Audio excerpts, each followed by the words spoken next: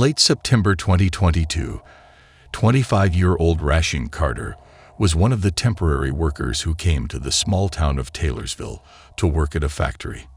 The group stayed at a motel and commuted about 30 kilometers to work every day.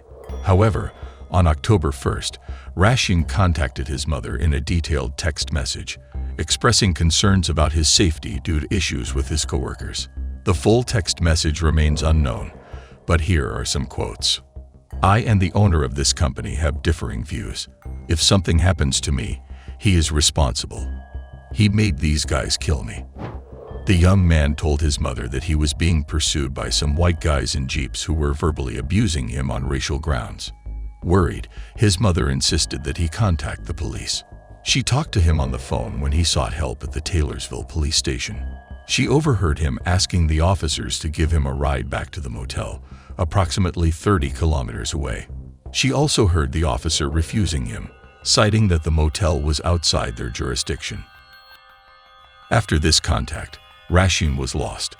The next day, his mother reported his disappearance to the police.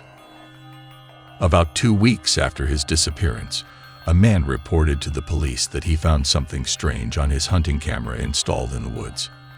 These cameras are meant for capturing wildlife, and they trigger the shutter when motion sensors are activated. At 16:32 on October 2nd, the day after Rasheen's last communication with his family, he was captured on the camera in the woods to the south of the town. His upper body was exposed, and he appeared to be holding something resembling a large branch. His mother claimed that in this photo, her son was running for his life.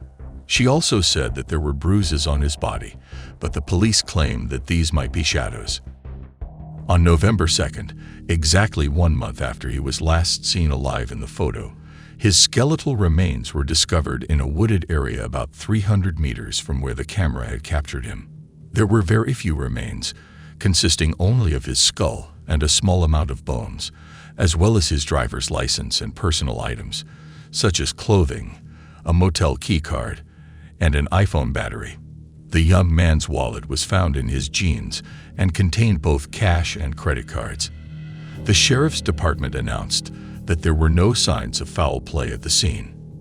Now, over 5 months since the discovery of the remains, the distraught family is no closer to getting answers about what really happened to Rasheen Carter. No charges have been filed, and the cause of death remains unknown. According to authorities, the cause of death cannot be determined due to the condition of the remains. Based solely on the condition of the remains, there was no way for the state's medical examiner to reasonably determine the cause of death, a police spokesperson stated. The autopsy conducted by the state medical examiner's office revealed that Rasheen's body had been scattered. It was noted that the remains contained about 24 bones and smaller bone fragments, which were found scattered over a large area.